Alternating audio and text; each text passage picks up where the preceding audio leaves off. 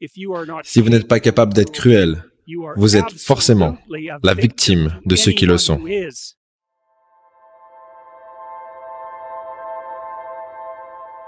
Vous ne voulez pas une description factuelle de toutes les contractions musculaires. Vous voulez qu'ils distillent leur expérience à l'essentiel. L'essentiel qui est ce qui est important dans cette expérience. Et ce qui est important dans cette expérience est grossièrement ce que vous allez pouvoir en tirer pour changer votre façon de voir le monde et d'agir dans le monde. Et c'est de l'information qui a de la valeur. Donc ils peuvent vous raconter une histoire épouvantable, et ça peut avoir de la valeur, parce que ça vous dira comment ne pas voir le monde. Comment ne pas voir le monde et comment ne pas agir dans le monde. Ou ils peuvent vous raconter des histoires positives et vous en tirer des bénéfices dans les deux cas. C'est pour ça qu'on aime aller voir des histoires sur des horribles psychopathes, vous savez. Et normalement, nous apprenons à ne pas être comme eux, même s'il y a des avantages additionnels là-dedans. Vous savez, vous êtes peut-être... Certaines personnes disent que quelqu'un qui est incapable d'être cruel est un être qui a une plus grande moralité que quelqu'un qui est capable d'être cruel. Et je dirais, et c'est ce que disait Carl Jung, que c'est erroné. Et c'est dangereusement erroné. Si vous n'êtes pas capable d'être cruel, vous êtes forcément une victime de ceux qu'ils sont.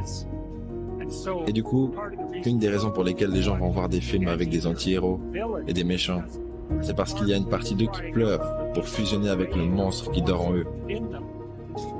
Ce qui leur donne la force de caractère et du respect de soi. Parce qu'il est impossible de se respecter avant de savoir sortir les dents. Et si vous savez sortir les dents et réaliser que vous êtes en quelque sorte dangereux, ou même sérieusement dangereux, ensuite, vous serez plus disposé à vous traiter avec respect et demander aux gens qui vous entourent de faire de même. Mais ça ne veut pas dire qu'être cruel est une meilleure chose que de ne pas être cruel. Ce que ça veut dire, c'est que d'être capable d'être cruel, mais de ne pas l'être, est une meilleure chose que de ne pas être capable d'être cruel. Parce que dans le premier cas, vous n'êtes rien d'autre que faible et naïf.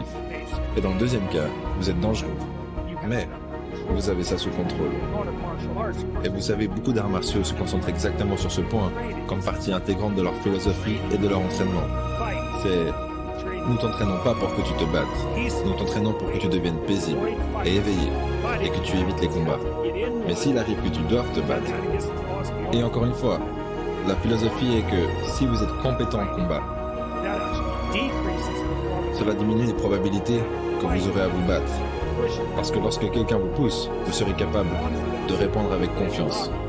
Et avec un peu de chance, et ce sera le cas avec les intimidateurs, avec un peu de chance, une démonstration de confiance, ce qui est similaire à une démonstration de dominance, sera suffisante pour le faire reculer.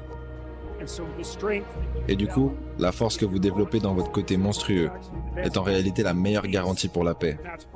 Et c'est pour une de ces raisons que Carl Jung pensait qu'il était nécessaire que les gens fusionnent avec leur ombre. Et il disait que c'était quelque chose de terriblement difficile à tenter pour les gens, parce que l'ombre humaine, c'est ce qui représente toutes ces choses à propos de vous-même que vous ne voulez pas réaliser. Ces choses atteignent les bas-fonds des enfers. Et ce qu'il voulait dire par ça, c'est qu'à travers une analyse de votre propre ombre, que vous pouvez arriver à comprendre pourquoi les gens sont capables, et vous également, des atrocités qui caractérisent, disons, le XXe siècle par exemple. Et sans cette compréhension, il n'y a aucune possibilité de garder ça sous contrôle. Quand vous étudiez l'Allemagne nazie par exemple, ou quand vous étudiez l'Union soviétique, particulièrement sous Staline, et que vous vous demandez à quoi ressemblent les auteurs de ces actes, oublions les victimes, parlons uniquement des auteurs des atrocités. La réponse est, ils sont juste comme vous. Et si vous ne le savez pas, ça veut juste dire que vous ne connaissez rien sur les gens, y compris vous-même. Et ça veut également dire que vous devez découvrir pourquoi ils sont comme vous. Et croyez-moi, ce n'est pas tâche facile. Donc c'est suffisant pour traumatiser les gens, et c'est en partie pour cela qu'ils n'en font rien. C'est aussi pour cela que le chemin vers l'illumination et la sagesse est rarement emprunté. Parce que si c'était qu'une question de suivre votre bonheur et faire ce qui vous rend heureux, tout le monde sera un modèle de sagesse. Mais ce n'est absolument pas le cas. C'est une question de faire face aux choses auxquelles vous avez le moins envie de faire face. Et tout le monde connaît. Il y a cette vieille histoire avec le roi Arthur, où les chevaliers cherchaient le Saint Graal. Ce qui en soi est la tasse dans laquelle le Christ a bu au dernier dîner, ou la tasse dans laquelle le sang qui jaillissait lorsqu'il a été crucifié a été versé. Les histoires varient, mais en soi, C'est un objet sain, comme le phénix, dans certains sens, qui est la représentation de la transformation. C'est un idéal. Et donc, les chevaliers du roi Arthur, qui sont assis à la table ronde, parce qu'ils sont tous égaux, vont chercher la chose qui a le plus de valeur.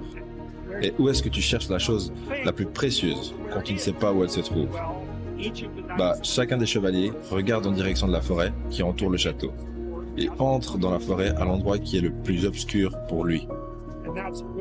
Et c'est une bonne chose à comprendre, parce que la passerelle qui mène à la sagesse et la passerelle qui mène au développement de la personnalité, ce qui est exactement la même chose, se trouve précisément de l'autre côté du portail que vous ne voulez pas escalader. Et la raison à cela est assez technique. C'est également une présupposition de Carl Jung. Donc, il y a de nombreuses choses en ce qui vous concerne qui sont sous-développées. Et beaucoup de ces choses sont là parce que vous avez évité de les regarder, parce que vous ne voulez pas les voir. Et il y a donc des parties de vous que vous avez évité de développer, parce que c'est difficile pour vous de développer ces parties. Et c'est donc par nécessité conceptuelle que ce dont vous avez le plus besoin se trouve là où vous ne voulez pas regarder, parce que c'est là que vous l'avez gardé. Et c'est pour cela qu'il y a un élément idiosyncrasique à cela pour chacun. Votre endroit particulier pour votre illumination et votre terreur ne se trouve pas au même endroit que le vôtre, à part dans le fait qu'ils sont pour vous deux un endroit d'illumination et de terreur. Donc ils sont équivalents à un niveau d'analyse et différents à un autre niveau d'analyse. Une des choses que l'homme fait depuis toujours est chasser les prédateurs. Et je suspecte que les hommes, seul Dieu sait depuis combien de temps en arrière, qui étaient particulièrement bons à ça, étaient récompensés avec l'attention des femmes. Et pourquoi pas? Donc, c'est profondément ancré en nous, cette idée de faire face à l'inconnu et libérer la femme. Donc cette idée, c'est une idée masculine en grande partie. Je pourrais parler du mythe central de la femme et je le ferai. L'idée est que si vous êtes ce type de personne qui peut faire face à l'inconnu et au terrifiant, vous êtes aussi probablement, si vous vous êtes développé en tant que cette personne, vous vous êtes aussi donc développé en la personne que les autres trouvent attirante. Et vous savez, c'est pour cela que Jung croyait que dans l'ombre se trouvait l'anima, cette figure féminine, et son idée était que, comme, vous savez, quand vous regardez un film, il y a toujours ce mâle bêta, si c'est un film romantique. Il est le gentil garçon, et il est l'ami. Et la femme lui dit tout, mais elle ne l'aime pas du tout. Elle aime le gars qui a cet avantage, et qui est capable de destruction, au minimum d'agression. Maintenant, ça ne veut pas dire qu'elle veut qu'il soit agressif. Mais ce que ça veut dire, c'est qu'elle veut qu'il soit capable de l'être. Ce serait une bonne chose. Et il est donc la cible romantique, parce qu'il est la personne qui a fusionné avec son homme. Et il est quelqu'un qui est en quelque sorte respectable, et qui pourrait être utile. C'est une vieille histoire en soi.